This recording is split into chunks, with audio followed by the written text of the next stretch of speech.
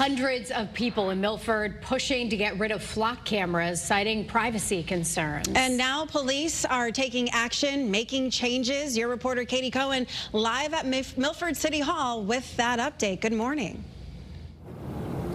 Good morning. There are over 24 flock cameras that capture every single car that drives through Milford every day, and residents say they feel like they're being watched. So in response, police say they're adjusting how long they keep the data from these cameras to make everyone feel safer.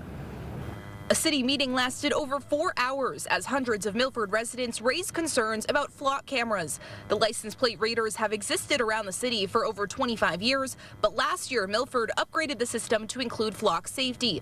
Milford's police chief says the cameras are only used in missing persons cases and to track suspects if there is suspicion they committed a crime. But police have made changes in response to all the concerns.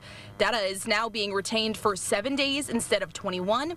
There's a pause on installing new cameras, and the flock cameras on Gulf Street were deactivated. The police commission is also adding an automatic license plate reader subcommittee that will be in charge of the cameras, but the question of whether this is constitutional or not continued.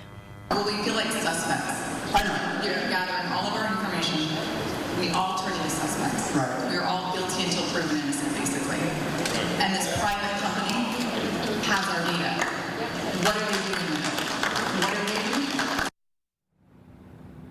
A flock representative did join that meeting and talk to residents about how the city actually owns all of the data from these cameras, so leaders get to decide what is done with it. I'm your reporter live in Milford, Katie Cohen, Channel 3 Eyewitness News.